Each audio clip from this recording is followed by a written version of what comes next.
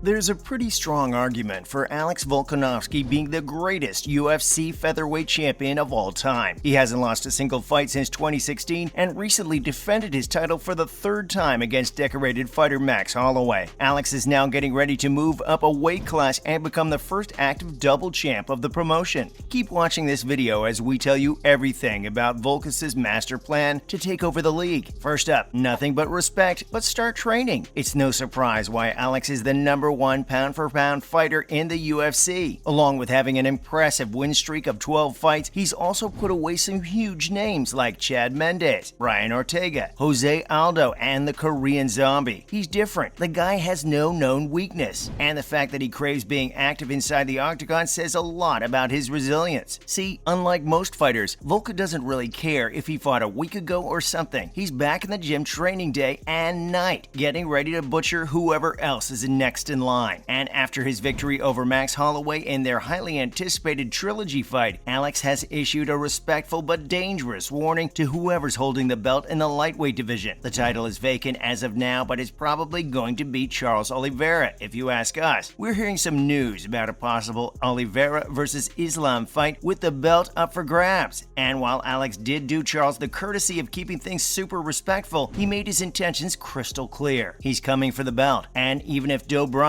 doesn't have it, he's going after whoever does. So be it Islam or Charles, Alex isn't concerned since he's been pretty much dreaming of being an active double champ ever since he entered the promotion. Oh, and as he announced he's going to be moving up a weight class, he pretty much talked down at an entire division of fighters, claiming they don't have enough to keep him busy. Our advice to Charles and Islam? Well, you guys better start training, because even though one of these guys will win the belt, their next challenger is a ruthless monster. Now let's talk about what Alex means by an active double champ. Randy Couture, Daniel Cormier, Conor McGregor, Amanda Nunes. They were all double champs, but they weren't active double champs. So when Alex says he's going to be the first active double champ of the promotion, what in the world is he on about? And frankly speaking, you gotta hand it to him for being so ambitious. What he really means here is that once he claims the lightweight title, he'll keep both divisions busy, meaning he'll fight in both divisions. A challenger wants to take him on for the featherweight title? No worries, he'll just drop a little weight and meet him inside the cage. Or someone wants to knock him off the lightweight pedestal? Alex will just put on a couple of pounds and defend that title. That's what he means by active. He wants to keep two divisions busy, which to be honest may sound like a really tough job, but if there's anyone who can do it, it just has to be Alex. Next, let's go over how he plans to do it. Now, we already know his strategy about being the first active double champ, but is it even physically possible to gain and drop weight so many times in a single year? Like, that isn't healthy for your body, you know? Don't believe us? Just look at Paddy Pimblett. He also competes in the lightweight division, but whenever he isn't fighting, he weighs as much as a heavyweight. Fast forward to a couple of days from fight week, and he's dumping so much weight in such little time, doing harm to his body. So it's not a matter of whether it's possible, because we know it is. It's more of a debate on sustainability. Can Volka keep up with having to gain and drop weight every time he fights? Weight cuts aren't just tough on the body, but they also drain you mentally. And believe it or not, a lot of fighters have cracked under pressure because of some extremely exhausting weight cuts. So just how does Alex plan to go up and not only steal the belt from Charles, but then defend that and the featherweight title throughout the year? Sounds like an impossible task, right? And you'd sort of imagine that he has a really magical plan or something. But his solution to the whole weight issue is actually so simple that it would have never crossed our mind. Forget dropping or gaining weight, Alex plans to stay at the same weight. Like, he'll either be 1 or 2 pounds over the featherweight limit all the time. So if he has a fight in the upper division, he won't even bother putting on weight. And if it's a featherweight bout, all he has to do is shed a couple of pounds. Simple and effective. Props to Alex for coming up with that. But what about Dana? You're probably wondering though. The great Alex Volkanovski can talk about his dreams of becoming an active double champ all he wants. But if Dana doesn't give him the green light, all of the talk means nothing. And getting Dana on board is not an easy task, unless you're Conor McGregor, of course. But anyway, you'll be surprised to know that Dana didn't even think twice when he was asked about Volkas' ambitions to move up a division and get a shot at the title. And instead of the usual ifs and buts, he pretty much gave him the green signal right away. Dana only had one condition though, and that was Alex having to win the fight against Holloway. If he were able to do that, he could do pretty much anything he wants. And even if Dana didn't say that, he can do anything he wants. He's the king of the featherweight division, unbeaten for 6 years. Think of any big name that that comes to mind, and he's put them away. And since he beat Holloway by a huge margin at UFC 276, now all he has to do is wait until someone holds the lightweight title. That's when the mind games start. Also, what about Alex proving himself? When you think about it, not even the legendary Israel Adesanya could move up a weight class and claim the double champ status. And if we're being real, there was much more hype when Izzy planned to do it. So shouldn't the UFC learn from its mistakes and actually see whether Alex can even compete in the lightweight division before giving him a shot straight at the title? Like, imagine if Charles fought Islam or maybe Dariush, and whoever lost goes up against Alex. If Alex wins that fight, then he can have a shot at the title. Think of it as just one fight in his way before he can get his hands on the title. And it seems like the fairer option, to be honest. Like giving Alex the shot just means robbing someone else's chance at the title in the division. We're not doubting his potential and hunger for a second title, but things sort of change when you enter a new division. Those extra 5 pounds can make a lot of difference inside the cage. But still, since he's so high up in the pound-for-pound rankings, Dana wouldn't really mind if he jumps the queue and gets handed an immediate title shot. And that fight will generate some crazy business, so who knows? Finally, it might take some time before all this actually happens. Even though we're super eager to see Alex move up a division and tangle himself in some really interesting matchups, he might have to entertain someone from his own weight class first. And it isn't bothering Volka one bit, as he understands being boldly ambitious comes at a price, which includes never backing away from a fight. Ortega and Rodriguez are set to fight each other on the 16th of July, and the winner of this fight will get a shot at the featherweight title. And while Ortega has already lost a fight against Alex, it came darn close to it being the other way around. It was also one of the biggest UFC scraps of 2021, so we're 100% sure this is going to be a super entertaining fight no matter who challenges the champ. We still have no idea how Volka managed to escape that submission hold. But anyway, both Ortega and Rodriguez are world-class fighters, with just 2 and 3 losses respectively. Guess we'll just have to wait until we see the Australian take on some big names and continue his journey to become one of the greatest fighters to ever grace the fight world. Whether it's the light or featherweight division, there will never be another fighter like Alexander Volkanovski. That's it from our side, folks. So what do you think? Does Volka have it in him to become the first active double champ of the promotion? And will he be able to tear through the dominant Charles Oliveira? Let us know in the comments below. Remember, don't forget to like this video and subscribe to our channel for more exciting videos in the future. Thanks for watching, guys, and see you next time.